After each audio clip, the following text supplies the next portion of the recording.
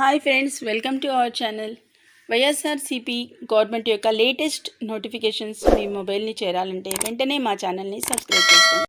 నవరత్నాలు పథకంలో భాగంగా పేదలందరికీ ఇళ్ళు అనే ఈ పథకం ద్వారా అయితే ఈ పథకాన్ని సకాలంలో పూర్తి చేయండి అంటూ మనకి ఈ విధంగా అయితే అప్డేట్ అనేది ఉంది ఫ్రెండ్స్. మీరైతే ఇక్కడ క్లియర్గా చూడొచ్చు.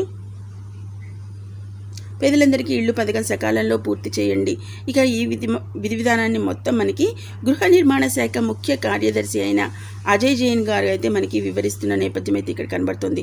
ఇక ఇది మనకి గాంధీనగర్ విజయవాడ నుంచి అయితే అప్డేట్ అయింది. ప్రభుత్వం ప్రతిష్టాత్మకంగా అమలు చేయ తలపెట్టిన నవరత్నాలు పేదలందరికీ ఇళ్ళు పథకం సకాలంలో పూర్తి అవడానికి ప్రతి ఒక్కరూ కృషి చేయాలని రాష్ట్ర గృహ నిర్మాణ శాఖ ముఖ్య కార్యదర్శి అజయ్ జైన్ గారు అయితే మనకి స్పష్టం చేసిన విధి విధానం అయితే ఇక్కడ మనం చూడొచ్చు. ఈ పథకం అమల్లో వివిధ శాఖలకు భాగస్వామ్యం ఉందని, ప్రతి ఒక్క ఉద్యోగి సమన్వయంతో పనిచేయాలని ఆయన సూచించారు.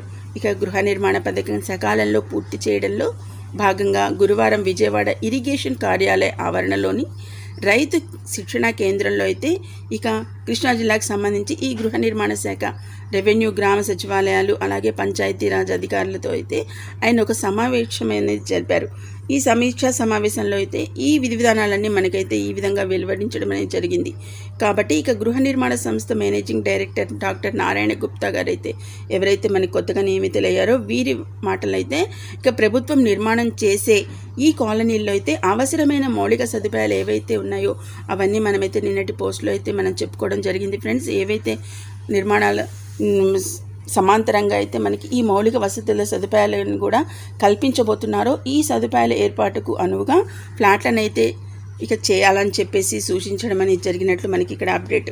అంతేకాకుండా ఇక సమావేశంలో నగరపాలక సంస్థ కమిషనర్ వి ప్రసన్న వెంకటేష్, జిల్లా జాయింట్ కలెక్టర్ ఎల్ శివశంకర్, అలాగే జిల్లా గృహ నిర్మాణ సంస్థ పిడి రామచంద్రం, ఈ ఉన్నతాధికారులు అందరూ పాల్గొని అయితే మనకి ఈ విధి విధానాన్ని అయితే ఎక్స్ప్లెయిన్ చేశారు ఫ్రెండ్స్. అంతేకాకుండా ఇక ముఖ్యంగా మనం ఇక్కడ చూడాల్సింది ఏంటంటే, ఎప్పుడైతే ఈ విధి విధానం ఏదైతే ఉందో మనకి పేదలందరికీ ఇళ్ళు పథకం అయితే సకాలంలో పూర్తి చేయాలి అంటున్నారు. ఇక్కడ మీరు గమనించండి, మళ్ళీ ఒకసారి రిపీట్ చేస్తున్నాను. ఈ నవరత్నాలు పథకంలో భాగంగా ఇళ్ళు పథకంలో సకాలంలో పూర్తి అవ్వడానికి ప్రతి ఒక్కరూ కృషి చేయాలని ఈ రాష్ట్ర గృహ నిర్మాణ శాఖ ముఖ్య కార్యదర్శి అయిన అజయ్ జైన్ గారు అయితే మనకి స్పష్టం చేసినట్లయితే మనకి ఈ విధంగా అయితే ఈరోజు లేటెస్ట్ అప్డేట్ అనేది రావడం జరిగింది ఫ్రెండ్స్. ఇక్కడ మనం చూసినట్లయితే చిట్టి తెరకు కత్తెర అంటూ ఈ విధంగా అయితే లేటెస్ట్ అప్డేట్ అనేది రావడం జరిగింది. ఓటీటీ కంటెంట్ పై 3 అంచెల నిఘా, సోషల్ మీడియా పోస్టులకైతే హద్దులు నియమించబోతున్నారు. ఇక ఈ విషయమే నేనైతే నిన్నటి పోస్ట్లో అయితే ఒక వీడియో చేయడం అనేది జరిగింది ఫ్రెండ్స్. ఎవరైనా చూడని వాళ్ళు ఉంటే దానిలో అయితే క్లియర్గా చూడండి. మొత్తం క్లియర్ ఇన్ఫర్మేషన్ అయితే ఇచ్చాను. నెలలోనే 100 అంటున్నారు. మరో నెక్స్ట్ ఇంపార్టెంట్ అప్డేట్ అయితే మనకి 1 నెలలోనే 100 అంటున్నారు ఈ గ్యాస్ విషయమే. అదేంటంటే ఇక మొత్తంగా 3 సార్లు పెరిగిన సిలిండర్ ధర విజయవాడలో 816.50 రూపాయలు. ఇక కందుకూరులో చూసినట్లయితే 841.50. ఇక సామాన్యుల పెదవి విరుపు అంటూ మనకి ఈ విధంగా అయితే అప్డేట్ అనేది ఉంది. ఇక సామాన్యుడి నడ్డి విరిచేలా రాయితీ గ్యాస్ సిలిండర్ ధరను చమురు సంస్థలు అమాంతంగా పెంచాయి. దీంతో వంటింట్లో గ్యాస్ బండ సామాన్యులకు మోయలేని భారంగా మారుతోంది. ఒక్కో సిలిండర్పై ఈ నెల 4వ తేదీన 25 రూపాయల నుంచి 15న 50 రూపాయలు పెంచగా ప్రస్తుతం మరోసారి అయితే 25 ధర పెంచడం అనేది జరిగినట్లు మనకి ఇక సమాచారం. ఒకే నెలలో అయితే సుమారుగా మనకి చూసినట్లయితే ఇక్కడ 100 రూపాయల వరకు ధర పెరగడంతో సామాన్యుల తీవ్ర ఇబ్బందులైతే ఎదుర్కొంటున్నారు అంటూ మనకి ఈ విధంగా అయితే లేటెస్ట్ అప్డేట్ అనేది వచ్చింది ఫ్రెండ్స్. ఇక దీంతో గృహ వినియోగ సిలిండర్ వచ్చేసి మనకి ఏదైతే 14.2 కేజీల సిలిండర్ ఉందో ఈ ధర ప్రస్తుతం విజయవాడలో అయితే మనం చూసినట్లయితే 816 రూపాయలు 0.50 అయితే మనకి. ఇక ఒంగోలులో చూసినట్లయితే 839.5.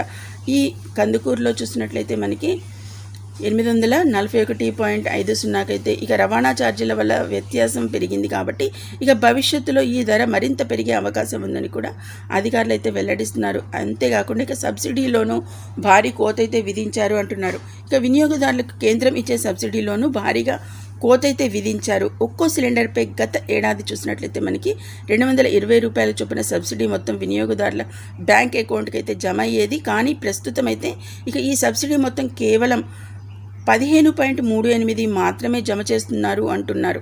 ఇక రాష్ట్రంలో వినియోగదారులకు ప్రతిరోజు సగటున 2 లక్షలకు పైగా సిలిండర్లు అయితే డెలివరీ చేస్తున్న నేపథ్యంలో ఇక గతంలో రోజు సబ్సిడీ మొత్తం మనకి 4.50 కోట్లు వినియోగదారులకైతే అందుతుండేది. ఇక ప్రస్తుతం ఆ మొత్తం కేవలం 30.76 లక్షలకు మాత్రమే పరిమితమైంది. ఇక మున్ముందు సబ్సిడీ పూర్తిగా ఎత్తేసే అవకాశాలు కూడా ఉన్నాయి అంటూ మనకి ఈ విధంగా అయితే సమాచారం ఫ్రెండ్స్. కాగా ఇక గ్యాస్ ధర పెంపుపై అయితే సామాన్యులైతే పెదవి విరుస్తున్నారు. ఇక వాళ్ళపై అయితే ఇది మోయలేని భారంగా ఉంది అంటూ మనకి ఈ విధంగా గ్యాస్పై అయితే ఒక లేటెస్ట్ అప్డేట్ అయితే ఈ విధంగా ఉంది ఫ్రెండ్స్. సో మన ఛానల్ని తప్పకుండా సబ్స్క్రైబ్ చేసుకుని పక్కనున్న బెల్ ఐకాన్ని ట్యాప్ చేయండి. అలాగే ఆల్ అనే ఆప్షన్ని యాక్టివేట్ చేసుకోండి. వీడియో నచ్చినట్లయితే తప్పకుండా లైక్ చేసి మీ ఫ్రెండ్స్ అండ్ ఫ్యామిలీ మెంబర్స్ అందరికీ షేర్ చేయండి. మీరు ఇచ్చే లైక్ అనేది మన ఛానల్కి ఒక సపోర్టివ్ ఎంకరేజ్మెంట్గా ఉంటుందని మర్చిపోకండి. Thank you for watching.